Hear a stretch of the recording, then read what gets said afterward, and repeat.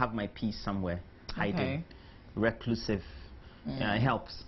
You know, they have some big names for temperaments. But we have some that go all out. So and there are some too that very squeaky and don't talk to you. So we'll look at You know, you can work with a colleague who will not talk to you for the whole of the day. And it's not like the person is mad at you. No, that's him or her. He comes in the morning. You know, I don't like those who just go off. Yeah. You know, there are some people who are nice this minute. I remember I used to have a colleague when he comes into the makeup room morning. So let's say evening. Then he does his makeup. We're reading.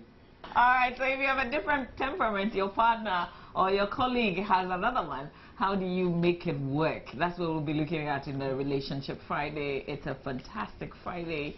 Be our guest on the AM show. Remember, it is Ketsi Mixie Coffee, so make sure it's your company whilst you're watching the AM show. Right now, though, we'll give you the headlines in the news. Okay. The 6-year-old girl at Winchi in the Bonafu region who was denied education because of her physical disability is still not in school, apparently.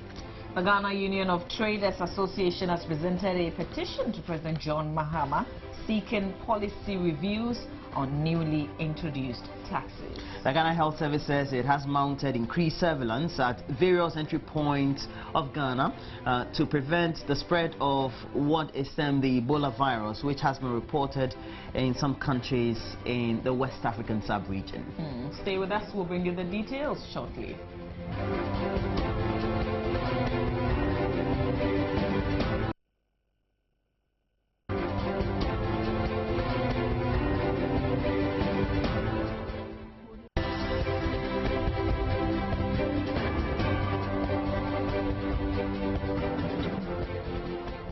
The Ghana Infrastructure Fund Committee has presented its maiden policy document to President John Dramani Mahama, spelling out how the funds should be mobilized, regulated and disbursed. Leader of the committee, Acquah, says the draft bill should be in Parliament in April and be passed by June this year. Here's a report by Gifty Andoapia. The Ghana Infrastructure Fund was announced by President Mahama in his State of the Nation address this year, and the committee formed thereafter to set out modalities. Explaining the framework, Acquah said, among others, the recently passed 2.5% tax will be one of the sources of funding. We also know from the budget that we're going to get 25% of the annual budget funding amount, which is applied to amortization and direct infrastructure expenditure. Any inflows arising out of monies on lent to SOEs by the Ministry of Finance and repaid by those SOEs would also be put into this fund. It will also accrue monies made from disposal of state assets, grants and donations, investments and any other monies determined by the Finance Minister. These should be paid within at least 2 weeks after each month. 10% of the amount will be set aside for what he called impact projects. By impact projects, we mean funds which necessarily would not give the rate of return that we are looking at, but which are necessary for the development of the country and will also lead to the re-election of the political parties. We believe that health should be part of the impact projects, where cheaper funds may be used. Less stringent measures may be applied to them because health is everything. The fund, according to the committee, should focus on infrastructure that is commercial in nature to rake in returns. So, for example, if we invest in a road, if we were to do a 6-lane road from Accra through Kumasi, through Tamale to Bolga to Taga, 6-lane, we should expect that this road will pay for itself within a period of between 15 and 25 years. This road can only pay for itself if Ghanaians understand, and the press allow Ghanaians to understand that people should pay tolls on those roads. He mentioned the areas to be covered under the fund. We are talking of energy, water and waste services, transportation, telecommunications, oil and gas infrastructure, agricultural infrastructure, mining infrastructure, educational infrastructure, housing, roads and highways, the manufacturing and construction of goods, equipment, plants and buildings, and then infrastructure component of industrial projects. President Mahama said this will give the country a better control of its debt portfolio. It's going to give us a better debt sustainability than we have had in the past.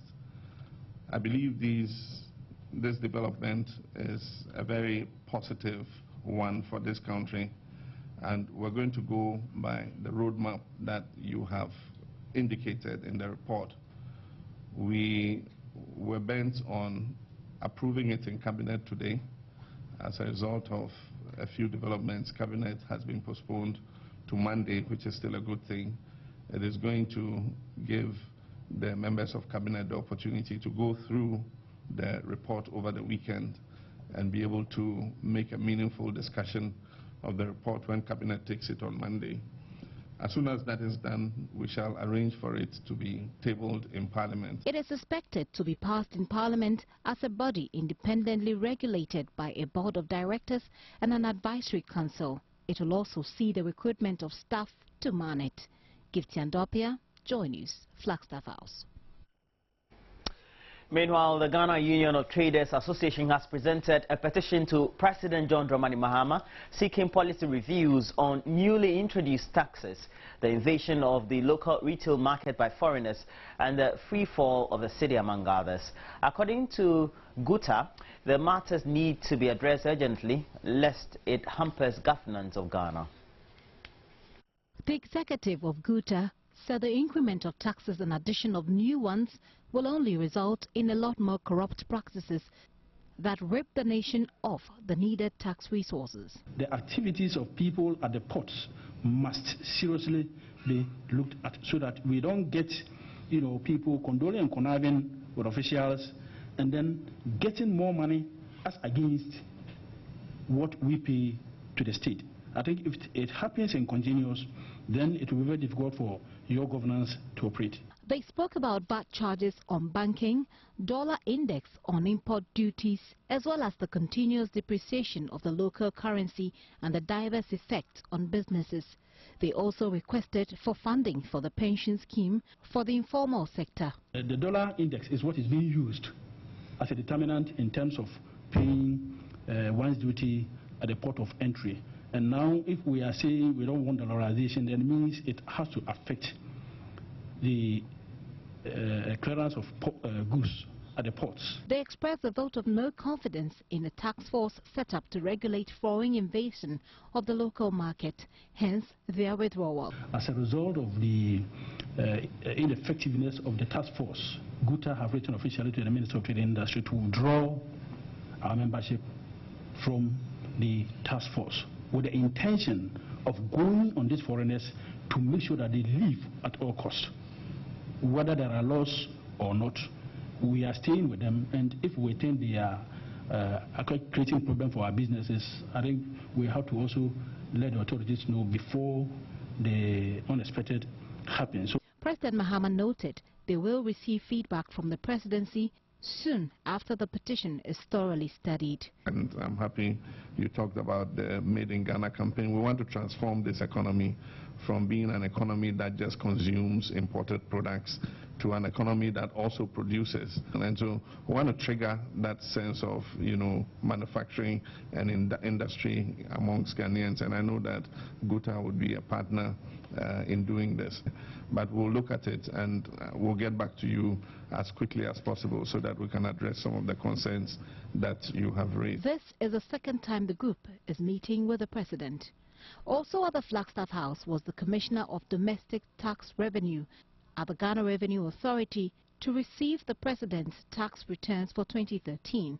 President Mahama said his action is to prompt Ghanaians to follow suit so that government can deliver on its responsibilities to the citizenry. I receive royalties on my book, and I also have extra income from some agricultural activity that I undertake with my family. And so I make it a point to file my tax returns every year and pay the tax on it. And I want to urge, all Ghanaians. I mean, most people assume that once you are being deducted on the pay as you earn, the payee schedule, then you don't have an obligation to pay to file your tax. But it's obligatory on every Ghanaian at the end of the tax year to file your tax returns. We all want good roads, we all want quality schools, we all want good health care, we all want ports that are working efficiently, we want bridges and... Gifty Andropia, Joy News, Flagstaff House. Member of Parliament for Salaga South has requested the Volta Lake Transport Company to deploy 2 new ferries to Yeji Makango on the Volta Lake in the northern region. According to him, the only ferry which used to transport both commuters and cargo has broken down and is affecting commercial activity between the north and south. He made the request in Parliament. According to the MP for Salaga, Ahaji Abubakar Dey, the construction of the Akosombo Dam in the early 60s created a huge challenge of accessibility for both motorists and pedestrians. The MP said the strategic location of the ferry crossing and the direct access it provided and continued to provide to Kumasi, Ashanti Mampong and the north promoted business activities for the people in the area. He mentioned the continuous absence of the ferry will affect economic situation of the people living in the area and the country as a whole.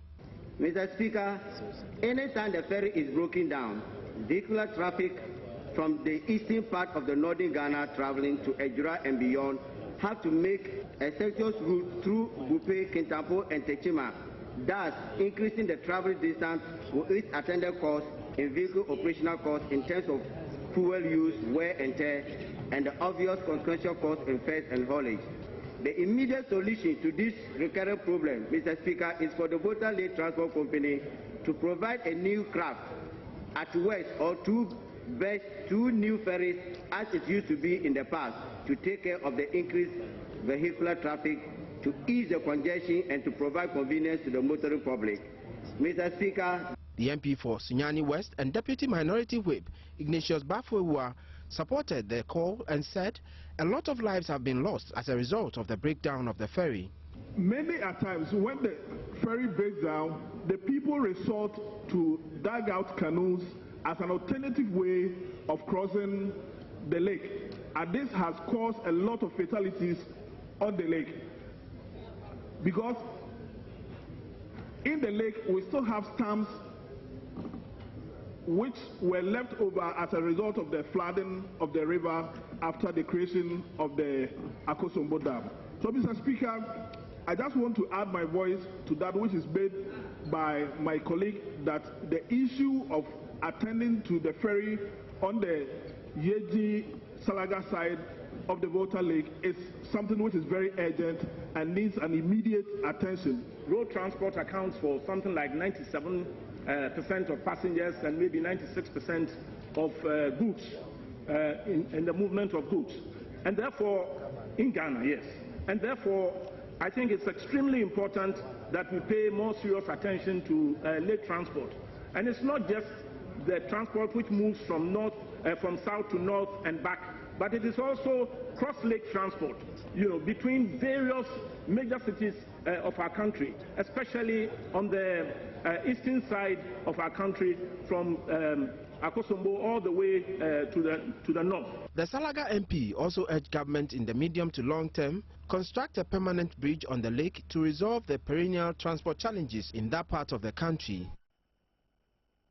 Well, we'll have to turn our attention to the current health alert, as the Ghana Health Service says it has increased surveillance at the country's entry points to prevent the spread of the Ebola virus, which has been reported in some countries in the West African sub-region. Well, the director of the Ghana Health Service Public Health Department, Dr. Joseph Amankwa, indicated the service is constrained with facilities to quarantine people and is therefore calling on the public to immediately report any suspicious case to various health institutions for immediate care. Some noticeable signs of the Ebola virus include internal and external bleeding, diarrhea and vomiting. The virus is mostly spread by the consumption of the meat of monkeys, bats and other wild animals. Bats are, however, the main carriers of the virus. And from the bats, the disease is transmitted, the virus is transmitted to other wild animals. So you have chimpanzees, you have porcupines, you have antelopes, you have monkeys. And then when humans come in contact with these animals, that may be showing the signs and symptoms of the disease or may even die, and touch them without precaution, they pick the virus, and then the person gets the disease. And then the person now begins to transmit the disease from person to person. So it becomes human to human transmission. There is currently no cure for the disease, and when contracted, one has only 4 hours to live. Somebody has come into contact with an Ebola hemorrhagic fever patient. We are saying that we should keep that person for 3 weeks. We don't have those facilities. We are not, and in any case, we are using WHO guidelines. What we can do for now is to pick them where they are, follow them through, and keep vigil, keep surveillance on them. Indeed, that's what we've been doing. We've done in the past, H1N1. It is also estimated that 90% of all persons who have contracted the virus have not survived. So far, over 64 people in West Africa, particularly in Guinea, have contracted the disease, and there are fears it could easily spread to the country due to the porous nature of the borders. We've sent what we call standard operating procedures to all our regions and district health managers to ensure that the information gets to those who are on the ground, those in the hospitals, in the clinics, health centers, and those who are doing surveillance. And then we are also going to have what we call National Technical Coordinating Committee meeting. The one is looking at case management. What resources shall we need? Are people trained to be able to manage the cases properly? The Ghana Health Service says any cases of vomiting, diarrhea and bleeding should be immediately reported to the various health institutions. Now, over 246,700 maternal deaths are recorded annually worldwide, with sub-Saharan Africa recording some 162,000, more than half of the incidents. Most of these deaths are as a result of complications of pregnancy and childbirth. Experts say 94,000 of maternal deaths could be prevented if all women who want to avoid pregnancy were able to stop childbearing. According to them, one way of doing this is by the use of effective contraceptives. Research shows that 1 in every 68 women in Ghana stands the risk of dying during pregnancy or childbirth. Women below age 18 or above age 35, women who become pregnant less than 2 years after childbirth, and women who have already had 4 babies are part of women who stand high risk of having complications during pregnancy, which can lead to maternal death. Head of the Reproductive Health Unit of the Kolebu Teaching Hospital, Dr. Ali Samba says these situations can reduce if women plan their families and seek expert advice. Family planning is just not preventing pregnancy. We also help people who are trying to achieve pregnancy to also achieve pregnancy. So it's a whole big picture. One of the most important benefits of family planning is saving lives.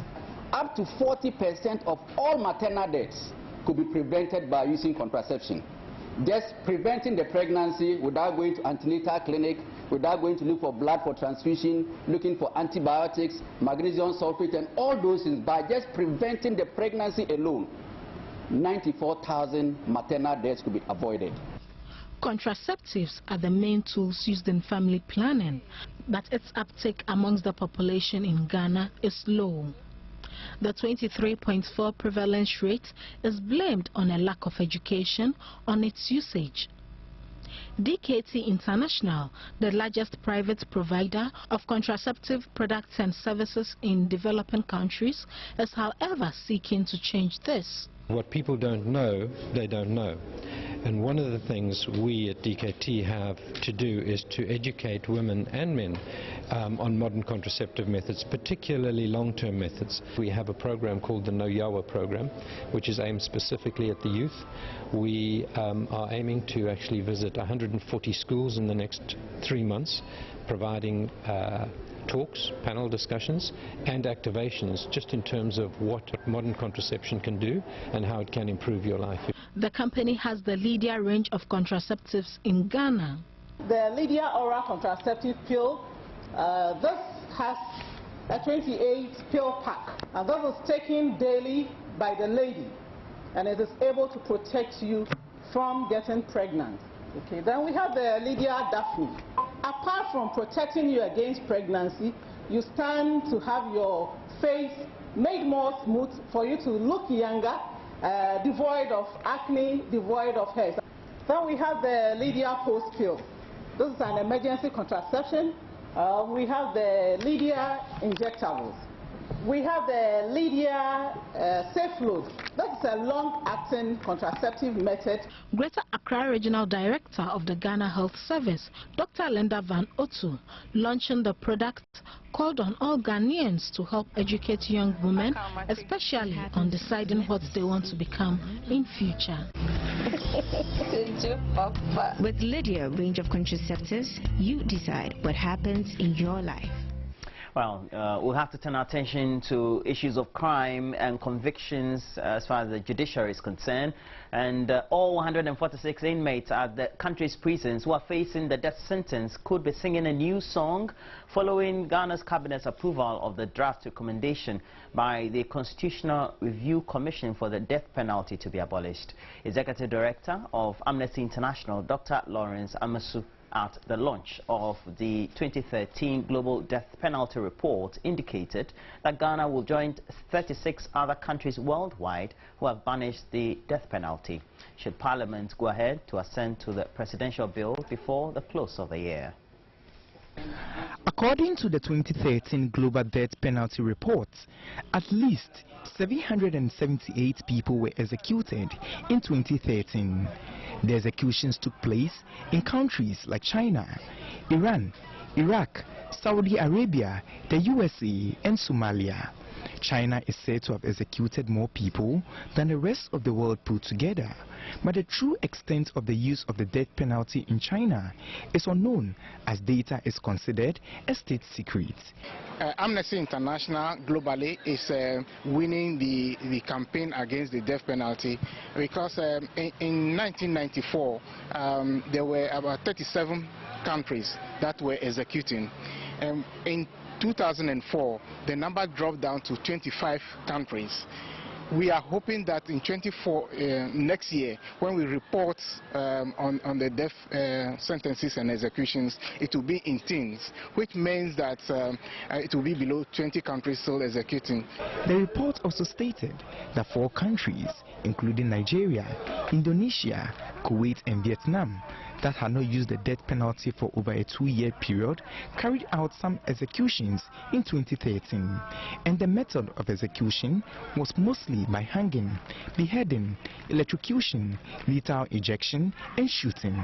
Ghana has not executed any person since 1994, 20 years ago. Director of Amnesty International, Dr. Lawrence Amasu, says, though Ghana hasn't done so bad, there was still the need to expunge the death penalty from the country's law books. What has also happened now is that the Constitutional Review Implementation Committee has just sent a bill to the Minister of Justice and Attorney General to ensure that we started the process of taking the death penalty from our law books. And the President yesterday said that today, as we learn the reports, the Cabinet will be sitting on it and will sign, which means that from there, from Cabinet, it will go to Parliament and it will go to the National Council of States. And and from there, once it's been approved by Parliament, it then goes to referendum, and we hope and believe that all Ghanaians will support the abolition of death penalty, and by the end of the year, we will review our constitution, and death penalty will be out of it. The European Union has hinted of its support to assist Amnesty International to see capital punishment expunged worldwide. For the EU, it is a question of human rights, it is a question of human dignity. We consider that the death penalty is not deterrent to prevent crimes. And so we consider that we should, by all means, try to put an end to the death penalty. According to Amnesty International, the death penalty has not achieved its desired results, noting that the fear of one being killed for murdering another has not in any way reduced crime or contract murders. Officials called for a stakeholders dialogue to fashion out the best way to deal with the situation. A 6-year-old girl at Winchi who was denied education because of her physical disability is still not in school. Officials at the Winchi Municipal Education Office say they are still investigating her case 1 month after the story came to light. Meanwhile, the Commission on Human Rights and Administrative Justice, which are taking up the matter, appears to have come to some conclusions which are not supported by the facts on the ground. Jojo Kobina has more. He has got a hand, but it has a hand which can hold something. The hand cannot hold a top, cannot hold a pen, a top. Now that I've seen that, for me I haven't seen her, and I don't know anything about her. Yes. Black. Alberta Bife's only wish is to see her daughter enjoy the right to education. A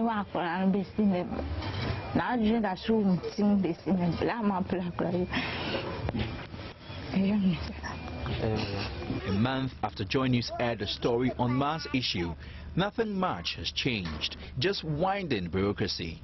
At the Winchi Municipal Education Office, where I reported the issue, officials did not have much information to share on their investigations into the matter.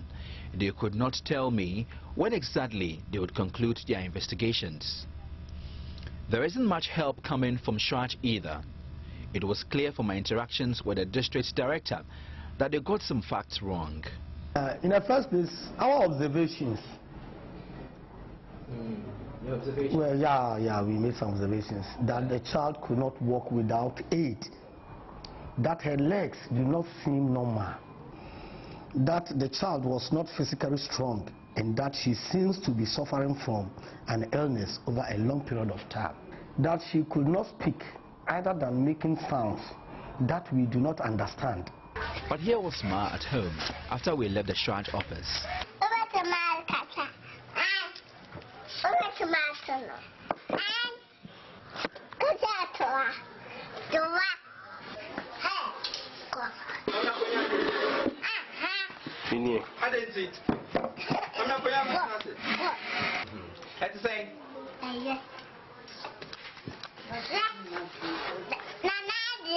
Meanwhile, Reach Out World Mission, a group of young people who are into helping such persons, have gotten a wheelchair for Ma.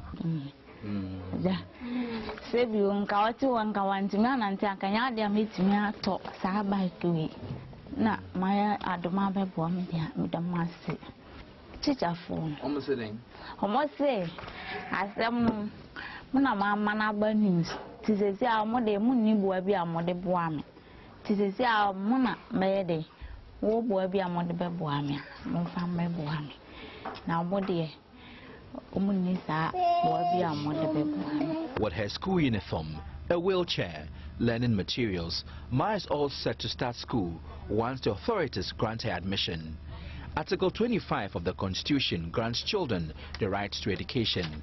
Section 8 of the Children's Act also states that no child should be denied access to education, a right Ma is seeking to enjoy. Jojo Kobna, Joy News. Well, we'll still be giving you more. We'll bring you more updates on this particular one. We're keeping a close eye on that. Okay, so that will be a wrap-up for our news tidbit or highlights for the morning. And before we go, though, a recap of our top stories. Well, the story you heard there, a 6-year-old girl at Winchi who was denied education because of her physical disability is still not in school. The Ghana Union of Traders Association GUTA has presented a petition to President John Dramani Mahama seeking policy reviews on newly introduced taxes and other regulations. Alright, so that will be it for the AM News. We'll bring you sports. It's brought to you by Cowbell, presented by Baba Tando. Stay with us right here on the AM show.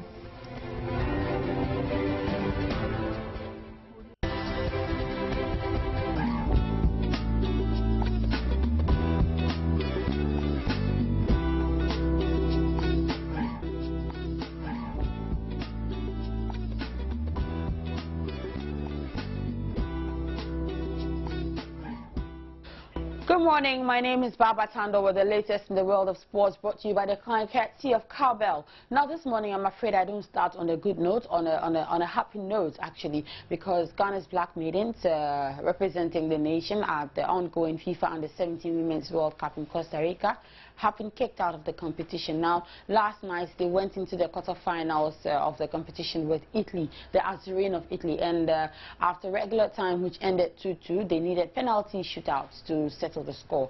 And the Black Maidens, unfortunately, they lost 4-3 on penalties. So I'm sure later today they will be headed home back to Ghana.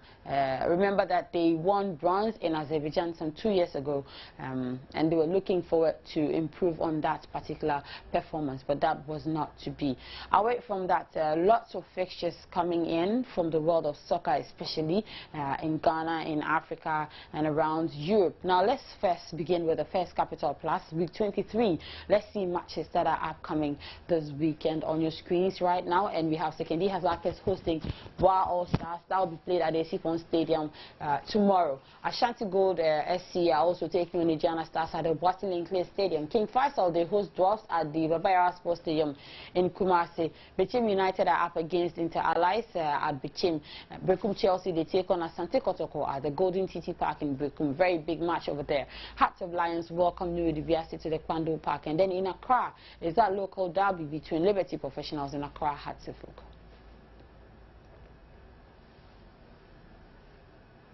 Right away from that, let's check out what's happening in Africa. Let's check out first with the CAF Champions League matches that will be coming on this weekend. Al Ahly are up against Al Ahly Benghazi. Remember that Al Ahly is from Egypt, and then Ali Benghazi are from Libya. Esperance Sportif de Tunisia, they take on Real Bamako of Mali. TP Mazembe take on Sewe Sport. CS Sfaxien, they host Oroya. Cotton Sport FC take on Etant Setif. Al Hilal are up against AC Leopards. Kaiser Chiefs, they host AS Vita, and then Zamalek, they take on Nkana FC. Away from the CAF Champions League, here are fixtures coming as far as the CAF Confederation Cup matches are concerned for this week. Remember that these are second leg matches of the final preliminary stages of the African competition. So the CAF Confederation Cup fixtures coming up shortly on your screen. Super Sports United, they host the Etoile du Sahel. Difa Del Jadida, they take on AS Kigali. Zesco United, Mediama, they take on Mediama in Zambia. Remember that Mediama beat Zesco United 2-0 last weekend over here in Ghana. And so they go into that game in Zambia with 2 goals up in front. Bayelsa United take on HOW Mine. ASEC Mimosa, they take on CS Constantine. Petro Atletico of Angola take on Ismaili Club of Egypt. Liba take on Wadi Degla, and then CA Bezert, they take on Warri Wolves from Nigeria.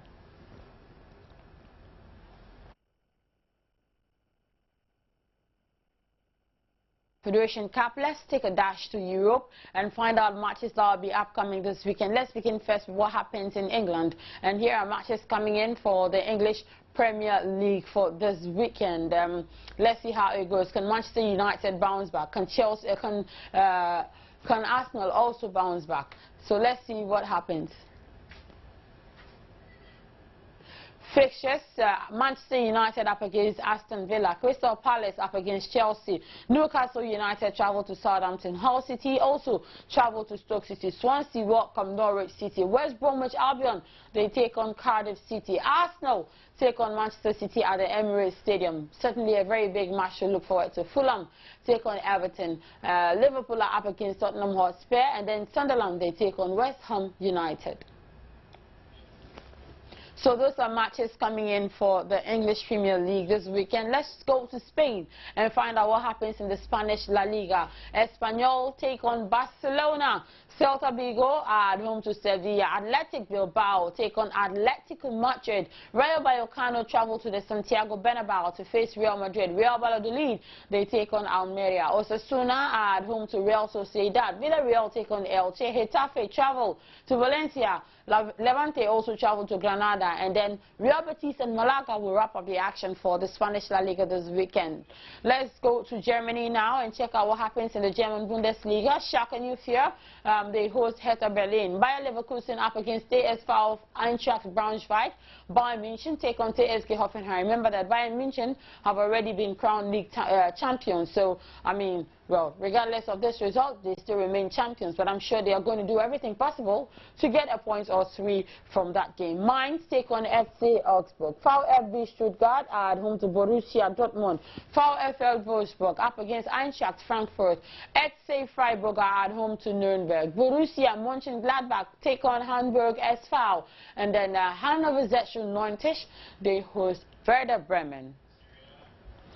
In the Italian Serie A this weekend, Bologna at home to Atalanta. AC Milan, they welcome Chievo Verona. Sassuolo at home to AS Roma. Hellas Verona up against Genoa. Lazio take on Parma. Fiorentina go to Sampdoria. Cagliari go to Torino.